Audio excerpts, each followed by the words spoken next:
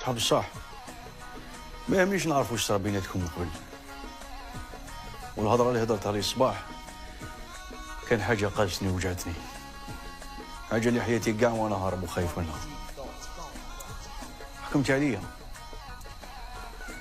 عليا بلا ما تعرفني.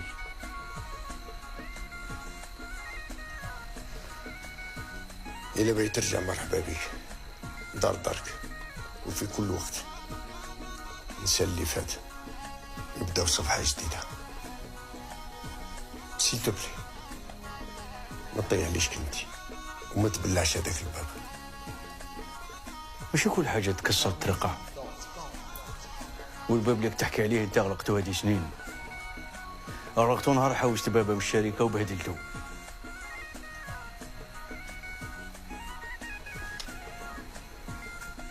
وش فعليك؟